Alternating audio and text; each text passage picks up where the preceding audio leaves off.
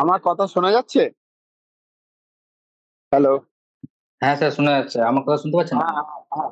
আচ্ছা, আচ্ছা। তোমার এই যে আমি তোমার অনেক সময় কাজ দেখি অ্যাকচুয়ালি, হুম। যে হুম। রিগার্ডিং মানে কার্টুন, এটা এটার বিষয় মানে মানে তুমি যখন করো, এটা কি মানে অ্যাট্রাক্ট করে, মানে কিভাবে মানুষের মনে কাজ করে, মানে জেনারেলি কোন, মানে তুমি তো অবভিয়াসলি ইনস্টাগ্রাম যখন করো তখন ওই যে এজ ক্যাটাগরি তো দেখায়, যে একটা এই 18 থেকে 25, 25 থেকে 35, এটা কাদেরকে বেশি আকর্ষণ করে? এটা আমাদের মতো আহ, দেখেন, আমার যেটা কন্টেন্ট থাকে সেটা আধ্যাত্মিক কন্টেন্ট, মানে বেশিরভাগ হ্যাঁ, আমি চেষ্টা করি। হ্যাঁ, হ্যাঁ, তো ইয়েস, ইয়েস। যারা আর কি আধ্যাত্মিক জিনিস আর কি বিলিভ করে, আচ্ছা। তারা প্রত্যেকজনেই অ্যাট্রাক্ট করে এখানে, মানে এর কোনো ডিফারেন্স দেখতে পারি না। কিন্তু হুম। যদি কোনো ফানি কন্টেন্ট বানাই, সেই ফানি কন্টেন্ট গুলো আমার যে যেরকম আমি কিছু কাপল রিলেটেড কিছু মিম টাইপের কমেডি ওটা আমি বানিয়েছিলাম, তো সেখানে আমাদের এজ, যে যা এজ আছে মিনিমাম হুম। 80 থেকে নিয়ে 30 এরকম, ওরা রিলেট করতে পারে। খুব অ্যাট্রাক্ট করে, ওদেরকে হুম। খুব অ্যাট্রাক্ট। হুম। আর স্পেশালি মনে হয় হিন্দিতে করো না, মানে জেনারেলি? হুম। আচ্ছা, বাংলাতে করলে কি মনে হয়, মানে কি মানে মানে মানে মানে যে এরিয়া অফ স্প্রেড আউটটা কি কম হবে তখন মনে হয়? কারণ আমি বাংলা, অ্যাকচুয়ালি আমার, সেই এবার জন্য আমার আপনার অডিয়েন্স, হ্যাঁ, হিন্দিতে করলে better হয়। এবার আমার যেটা অডিয়েন্স আছে সেটা হলো পুনে, মুম্বাই, এগুলো হচ্ছে বেশি স্প্রেড। তো সেখানে আ- বাংলা বুঝে না। আচ্ছা, মানে আচ্ছা। কলকাতাতে কলকাতাতে মানে 20% বা 10% এরকম হবে, বাকি যেটা ক্যাপচার করে মুম্বাই, পুনে। মুম্বাই, পুনে। আচ্ছা, তো সেই হুম। কারণে কন্টেন্ট। আর এমনিতে তোমার টাইম কতক্ষণ লাগে, মানে এই যে কন্টেন্ট বানাও তুমি, মনে কি রেগুলারই আপডেট দাও, মানে রেগুলারই পোস্ট দাও? দেখেন, অ্যাকচুয়ালি এটা যেটা অ্যানিমেশন আছে সেটা হ্যাঁ, আমি গত 7 বছর হয়ে গেল। 7 বছর, বাবা! নে। হুম। মানে তো এর পিছনে অনেক মানে স্ট্রাগল হয়েছে। যখন আমি ইউনিভার্সিটিতে পড়তাম তখন আমার টিচার গুলো আর কি, মানে হ্যাঁ, প্রথম ইউনিভার্সিটি যখন পড়তাম তখন ইউনিভার্সিটি একটা আমাদের ছিল যে একটা প্রজেক্ট বানাতে হয়। একটা আচ্ছা, সাবজেক্টই মানে পেপারে থাকে, প্রজেক্ট বানাতে হয়, যে কোনো একটা প্রজেক্ট। তো বুঝতে সবাইকে পেরেছি। আলাদা প্রজেক্ট দেওয়া হয়েছিল, আমাকে দেওয়া হয়েছিল অ্যানিমেশন, মানে গোটা যেটা ইউনিভার্সিটি ওটা ডকুমেন্টারি আমাকে একা করতে হবে অ্যানিমেশন, যেহেতু প্রফেসররা যেহেতু জানতেন যে আমি অ্যানিমেশন করি। আচ্ছা, তো আচ্ছা, তো তো সেখান থেকে যখন আমি শুরু করলাম তখন ওখান থেকে আমি একটু আগ্রহ পেলাম, ওদের অ্যাপ্রিসিয়েশনের পর থেকে আগ্রহ করতে হলো। তারপরে আমি মেনলি আমার মার্কেটিং এজেন্সি আছে, যেখানে আমি গ্রাফিক ডিজাইন, অ্যানিমেশনে সব ছোটখাটো দিতাম ক্লায়েন্টের জন্য আর কি, বা আচ্ছা, কোম্পানির জন্য। তারপরে আচ্ছা, ভাবলাম যে নিজের কিছু করা যাক। তারপরে আচ্ছা, এটা এক্সপেরিমেন্ট মারফতই এটা ছিল। তারপর দেখলাম আস্তে আস্তে এটা স্প্রেড হচ্ছে, তখন এখান থেকে যেহেতু একটা মানে দেখতে পাচ্ছি যে সবকিছু আসছে, নামও হুম, আসছে, আর মানে এজেন্সি গুলো কন্ট্যাক্ট করছে, হুম, হুম, হুম, হুম। সেক্ষেত্রে আর কি এটার প্রতি একটু আগ্রহ হওয়া। এই এই যে তুমি যে লাইন অফ ওয়ার্কে আছো, অনেকেরা ভাবে হুম। এটা অনেকটা ইজি, মানে লোকেরা ভাবে যে এই যে ফ্রিল্যান্সার বা এই যে যে অ্যাডভার্টাইজমেন্ট করে দেওয়া বা মার্কেটিং করে দেওয়া, এটা ভাবে ইজি, মানে লোকেরা ভাবে যে গ্রাজুয়েশন ছেড়ে দাও, ছেড়ে দাও। এটা কি টেলার মেড ফর এভরিবডি, সবাই পারবে? দেখেন, এটা ডিপেন্ড করছে, প্রফেশনালিটি আর নর্মালের মধ্যে পার্থক্য আছে। এখন যারা রাস্তাঘাটে যারা দেখবেন ওই প্রিন্ট এজেন্সি, বেশিরভাগ প্রিন্ট এজেন্সি যারা থাকে তারা নিজেকেই গ্রাফিক ডিজাইন হিসাবে মানে দাবি করে যে আমরা হ্যাঁ, ডিজাইন করে দিই আর আমরা হ্যাঁ, ওই প্রিন্ট করে দিই। কিন্তু অ্যাকচুয়ালি যেটা ডিজাইন সাইকোলজি যেটা আছে ওটার উপর মানে প্রপার স্টাডি আছে আর কি, পড়াশোনা করতে হয়। মানে আচ্ছা, কোনো কিছু একটা টাইপোগ্রাফি পর্যন্ত এমনি এমনি হয় না, প্রত্যেকটা জিনিসের পিছনে সাইকোলজি পড়াশোনা আছে।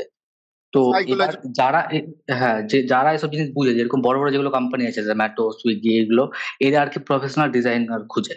ঠিক আছে, হ্যাঁ, ওরা ওরকম ভাবে স্যালারি পেও করে, যেরকম মান্থলি 50,000, 60,000 বা এরকম 80,000 এরকম টাইপের চলে যায়। তো ওরা আর কি নর্মাল পিপলকে ওরা হায়ার করবে না, ওরা হায়ার করবে যারা প্রফেশনাল, যারা এই লাইনে আর কি পড়াশোনা করেছে। Yes, yes. তো হ্যাঁ। তার স্টাডিটা আছে, হ্যাঁ। মানে পড়াতেই হবে, হ্যাঁ। মানে হ্যাঁ, এবার আমি আমি কোনো জয়েন করিনি কলেজ বা এই করে, যেহেতু আমি কমার্স নিয়ে মাস্টার্স করেছিলাম। আচ্ছা আচ্ছা। হ্যাঁ, তারপর থেকে তারপর আর কি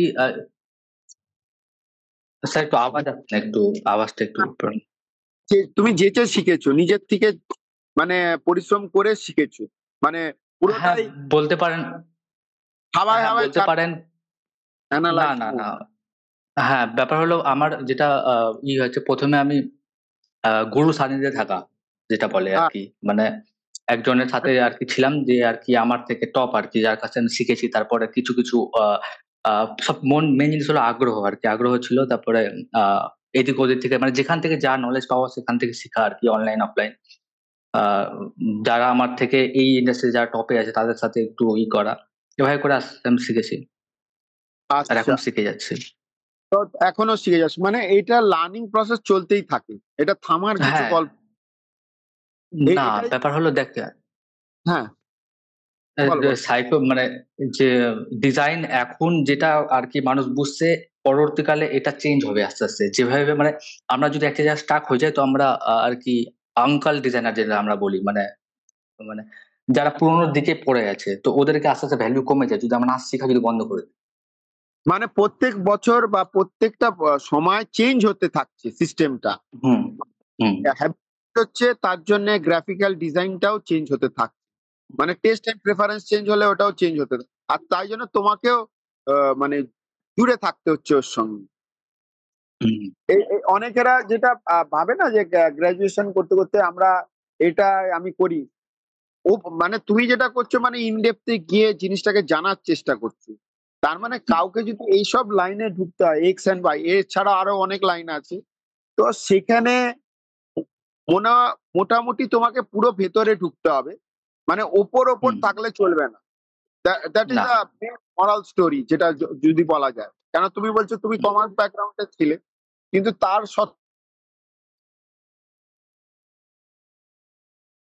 হ্যালো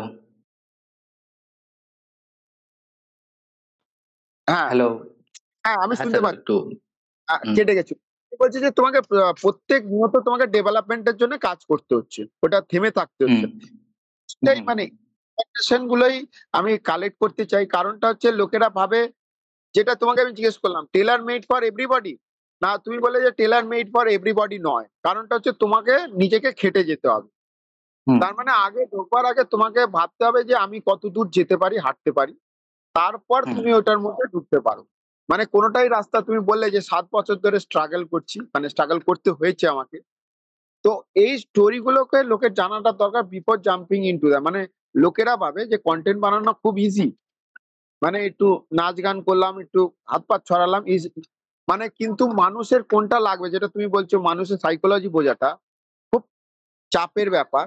এবং সেই অনুযায়ী তোমাকে ওই কার্টুন সেটা বানাতে হয়। এবং আমি অনেক সময় দেখি খুব বেশ ইনোভেটিভ লাগে, মানে যেটা একটা ছবি করেছিল, একটা ছেলে কাঁদছিল শুয়ে শুয়ে, আর পেছনে বাবা মা তাকিয়ে তাকিয়ে দেখছিল। তো একটা অন্ধকারের মানে পেছনে বাবা মার মুখটা দেখা যাচ্ছিল আর ছেলেটা কাঁদছিল, মানে চোখ দিয়ে জল পড়ছিল না কি একটা হচ্ছিল। আমার মনে নেই টপিকটা মনে নেই।